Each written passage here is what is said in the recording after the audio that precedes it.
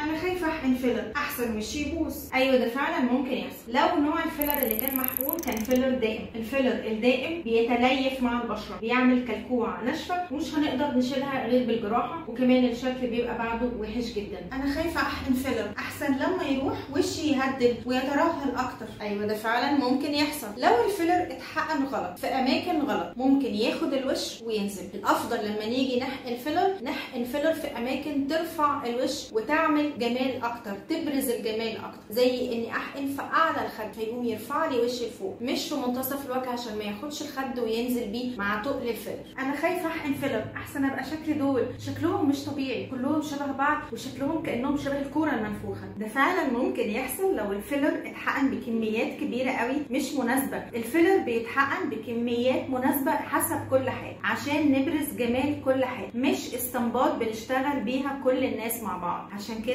فايده الفيلر انه يعمل لك بيوتيفيكيشن، يظهر جمالك الطبيعي مش يغير من شكلك. انا خايفه احقن فيلر احسن لما يروح وشي يبقى اوحش واتعود عليه واضطر اعمله على طول. الفيلر فعلا بيحسن من الشكل جدا وبيدي جمال اكتر لانه بيبرز جمالك، خاصه زي ما قلنا لو اتحقن بكميات مناسبه في الاماكن المظبوطه. ولكن هل معنى كده ان الفيلر لما يروح انا هيبقى الشكل اوحش؟ بالعكس، الفيلر هو عباره عن هيالورونيك اسيد بتصنيع معين عشان تفضل موجوده لمده سنه، وبعد كده الجسم بيرجع يمتصها تاني. الهيالورونيك اسيد اللي موجود بيحفز خلايا البشره اللي هي الفايبروبلاست عشان يطلع الكولاجين، فهو بيزود افراز الكولاجين جوه الجلد، وبالتالي بيدي نضاره احسن، يحسن مرونه الجلد اكتر، بيضيع الخطوط الرفيعه الفاين رينجلز. فمع تكرار عمليه الفيلر الجلد بيتحسن من فوق، فبالعكس الفيلر بيحسن من الجلد حتى لو ما حقناش تاني الجلد بيتحسن. عشان كده انا بقول لك اطمني، اختاري نوع فيلر مناسب، اختاري كميه مناسبه، واختاري دكتور كويس عشان يقدر يطلع اجمل ما فيك. واطمني دايما، ما تقلقيش، جمالك دايما مع دكتور عز.